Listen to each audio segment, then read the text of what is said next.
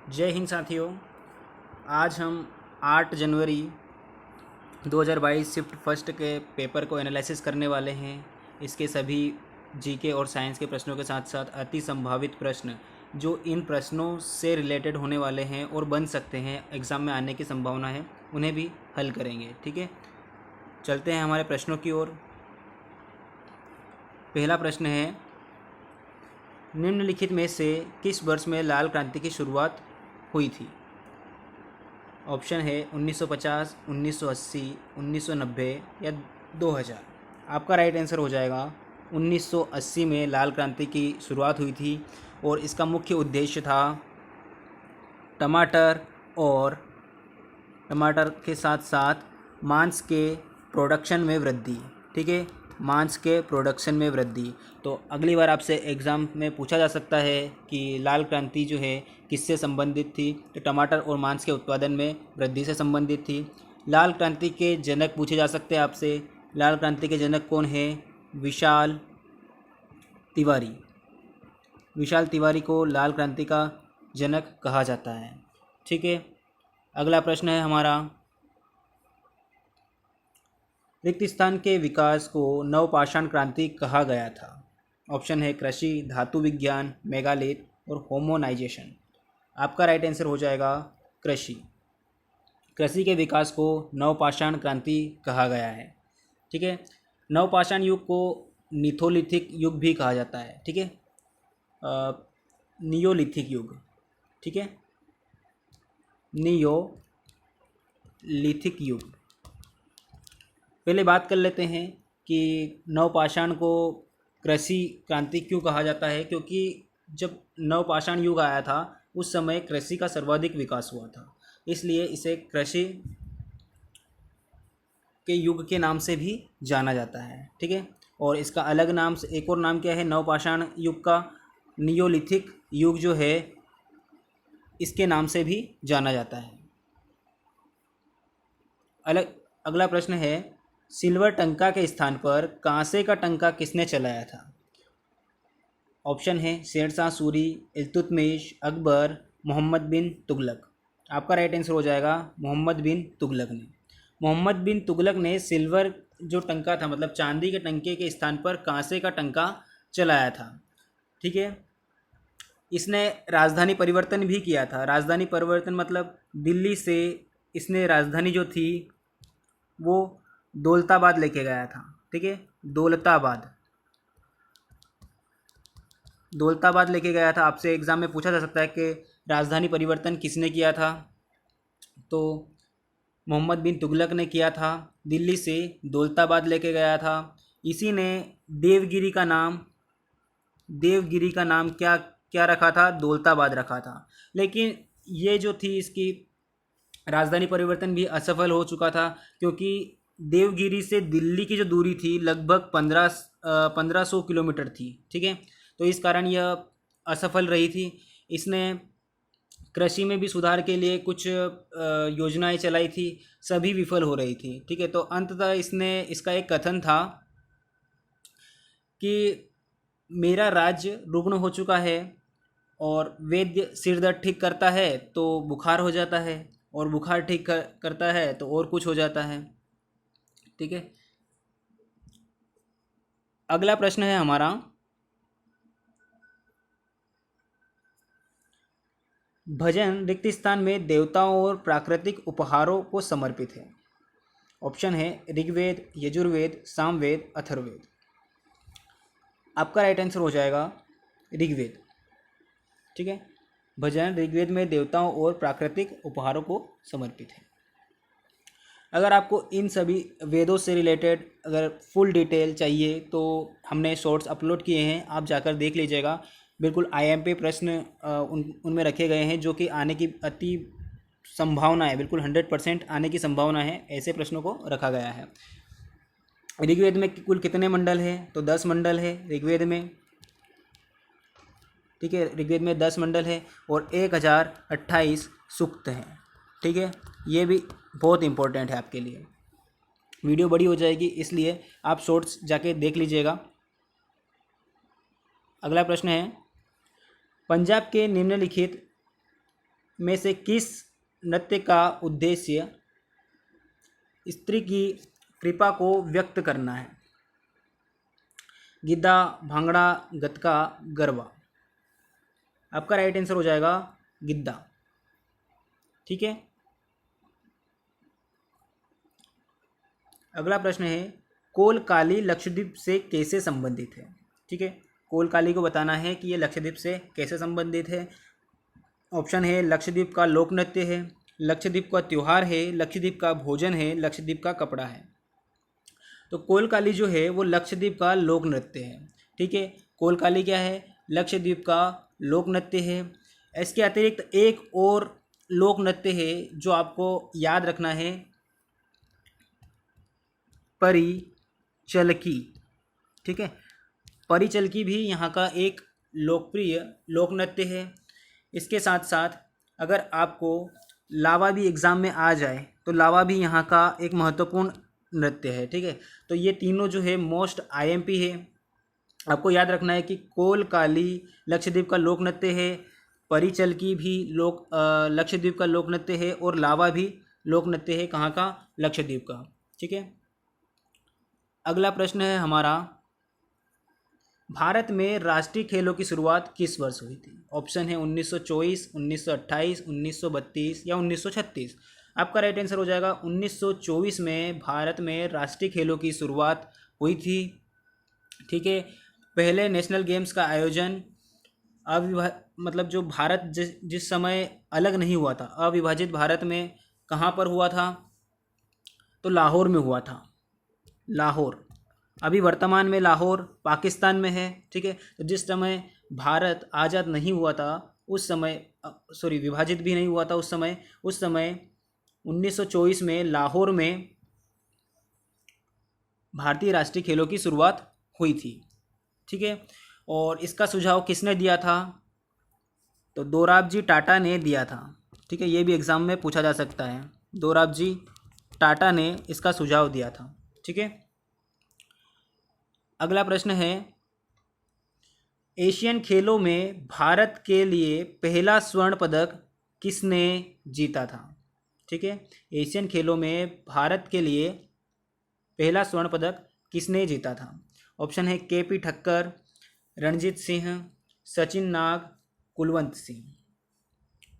आपका right answer हो जाएगा सचिन नाग, जो कि तैराकी से संबंधित है। उन्होंने एशियन खेलों में भारत के लिए पहला स्वर्ण पदक जीता था।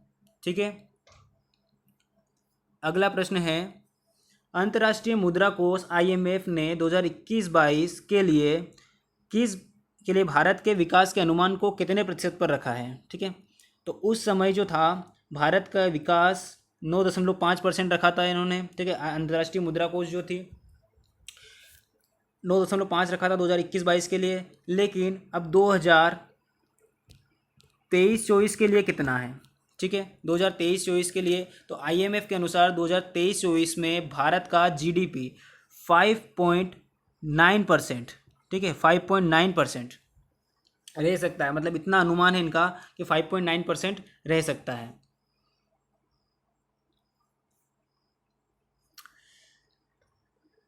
प्रश्न है, लघु वित्त बैंकों को प्रारंभ करने के लिए अधिकतम कितनी पूंजी की आवश्यकता होती है? ठीक है, तो अधिकतम जो है 100 करोड़ पूंजी की आवश्यकता होती है। ठीक है, प्रश्न है, भारत भवन मध्य प्रदेश में कहाँ स्थित है? तो भारत भवन मध्य प्रदेश के भोपाल शहर में स्थित है। ठीक है, भोपाल मध्य प्रदेश की राजधानी है। ठीक है, याद रखना है आपको। इसके साथ साथ भोपाल में और कौन कौन से भवन या फिर स्मारक हैं? तो भोपाल में रविंद्र भवन है,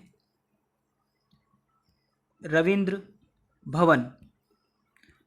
भवन भोपाल में है। इसके बाद भोपाल में बात की जाए तो कमलापति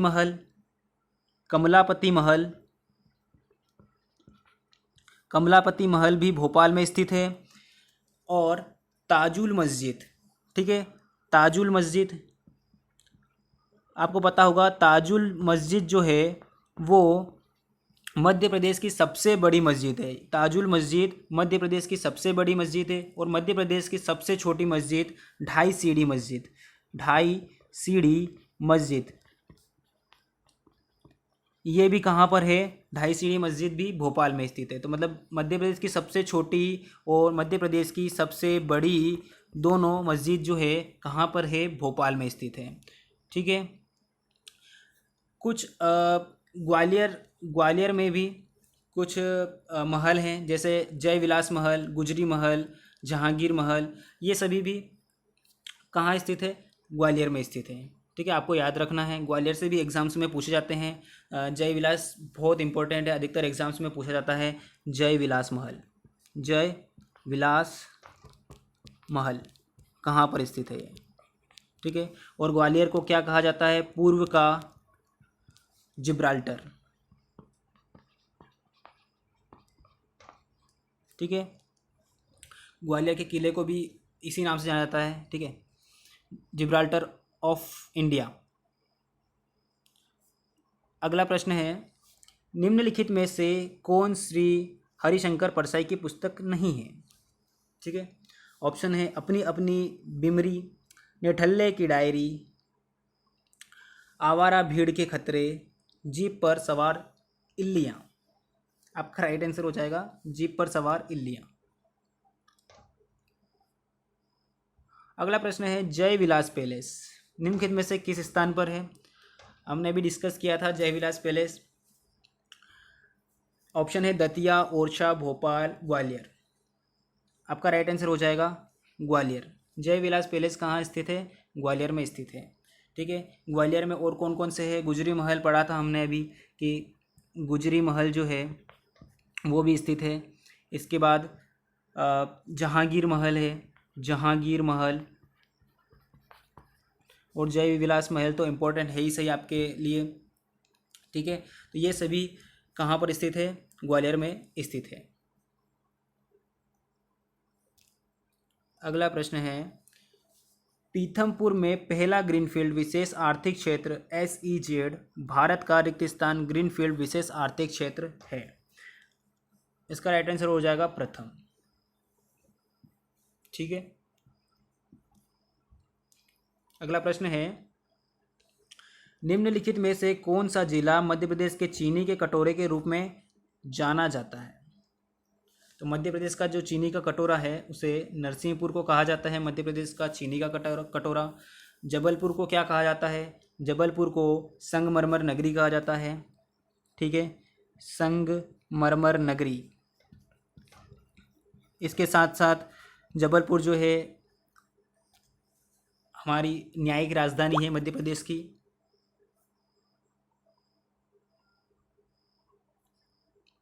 ठीक है, जबलपुर क्या है? मध्य प्रदेश की न्यायिक राजधानी है।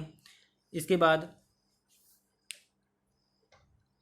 सिंगरौली जो है, सिंगरौली को ऊर्जा राजधानी कहा जाता है। मध्य प्रदेश की ऊर्जा राजधानी, ऊर्जा राजधानी सिंगरौली को कहा जाता है। अगला प्रश्न है, मध्य प्रदेश में निम्न में से किस जिले में स्लेट पेंसिल उद्योग उस जिले का मुख्य उद्योग है? इसका राइट आंसर हो जाएगा मंदसौर। ठीक है, मंदसौर में स्लेट पेंसिल उद्योग है। ठीक है, आपको याद रखना है। अगला प्रश्न है, साल के पेड़ मध्य प्रदेश के रिक्त स्थान भाग तक सीमित है। ऑप्शन है पश्चिमी, पूर्वी, सेंट्रल या उत्तर पश्चिमी। तो जो साल के पेड़ है वो मध्य प्रदेश के पूर्वी भाग तक सीमित है। अगला प्रश्न है, उस विधि का नाम बताइए जिसके माध्यम से पीने के पानी को शुद्ध किया जाता है और पीने के लिए सुरक्षित साबित होता है। ऑप्शन है टीकाकरण, एक्काफिकेशन, क्लोरीनीकरण, परिशोधन। आपका राइट आंसर हो जाएगा क्लोरीनीकरण। ठीक है। अगला प्रश्न है, छोटे पारे वाले फिल्टर जो बैक्टीरिया को सीड जैसी संरचना में घुसने से रोकते हैं ताकि पीने योग्य पानी प्राप्त किया जा सके। इसका राइट आंसर हो जाएगा चीनी मिट्टी के बर्तन। ठीक है, इसकी विशेषता होती है ये। अगला प्रश्न है हमारा, रॉस ने उसे पानी बचाना सिखाया क्योंकि ऑप्शन है यह गैर नवीकरणीय है, इसका उपयोग पीने के लिए किया जाता है, या पानी तरल ठोस और गैसीय रूप में पाया जाता है, या यह नवीकरणीय है।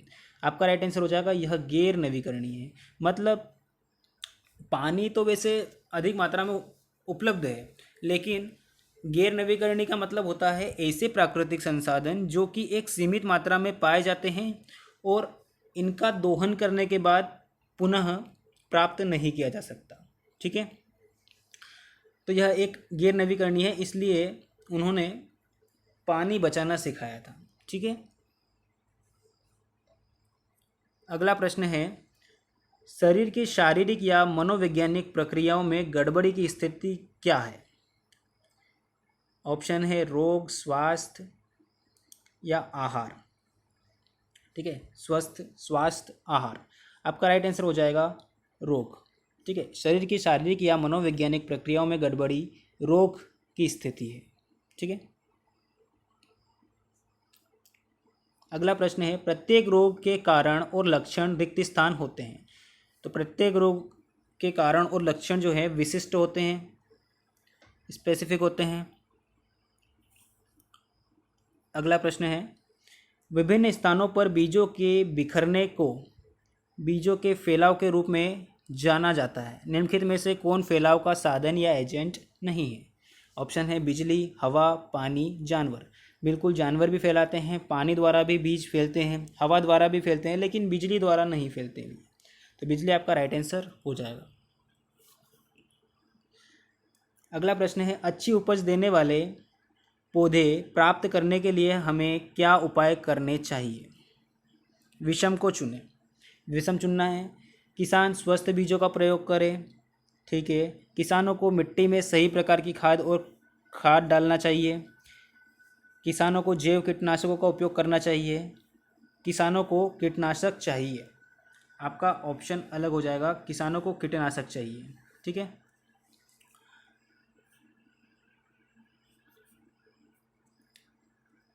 प्रश्न है, विषम की जांच करें। विषम की जांच करें। बहुकोशिकीय हरे पौधे, क्लोरोप्लास्ट, उन्नत शैवाल, कवक।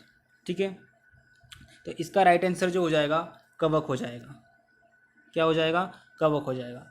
कवक के पास स्वयं का क्लोरोफिल नहीं होता है। ठीक है, इसीलिए देखो, उन्नत शैवालों में क्लोरोफिल पाया जाता है, क्लोरोप्लास्ट पहले से ऑप्शन में है, बहुकोशिकीय हरे पौधों में भी क्लोरोफिल पाया जाता है, लेकिन कवक में नहीं पाया जाता, इसलिए आपका ऑप्शन जो डी है वो कवक हो जाएगा।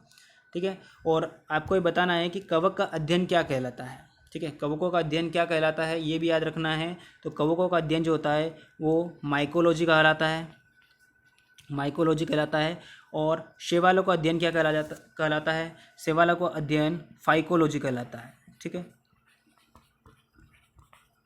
इन दोनों में से कोई सी भी शिफ्ट में, ठीक है, जितने दिन पेपर चलेगा एक न एक शिफ्ट में जरूर पूछा जाएगा ये वाले दोनों में से एक प्रश्न। ठीक है, जो मैंने एक्स्ट्रा फैक्ट बताए हैं बिल्कुल आने की संभावना इनकी आपको याद रखना है। कवकों के अध्ययन को माइकोलॉजी कहा जाता है, माइकोलॉजी, और शैवालों के अध्ययन को क्या कहलाता है? फाइकोलॉजी कहा जाता है। ठीक है, अगला प्रश्न है, रिक्त स्थान खाद्य सुरक्षा के लिए स्वच्छ उपाय है। ऑप्शन है बायोडिग्रेडेबल कूड़ेदान, खाद्य स्वच्छता, जैविक कूड़ेदान, अकार्बनिक कूड़ेदान। आपका राइट आंसर हो जाएगा खाद्य स्वच्छता।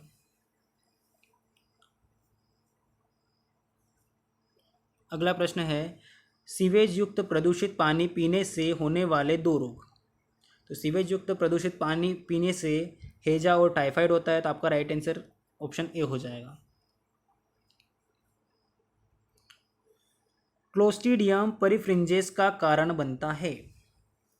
क्लोस्ट्रीडियम परफ्रिंजेस क्या होता है? एक बैक्टीरिया होता है। ठीक है, बैक्टीरिया होता है जो भोजन में मांस और बिना पके भोजन में पाया जाता है, या तो आप कम पकाते हो तो उसमें ये क्या करता है? भोजन को विषाक्त बना देता है। ठीक है, बैक्टीरिया होता है और मनुष्य की आंतों में भी पाया जाता है, जानवरों और मनुष्य के आंतों में भी पाया जाता है। ठीक है, तो ये खाद्य विषाक्तता जो है इसका कारण बनता है ये क्लोस्ट्रीडियम परफ्रिंजेस।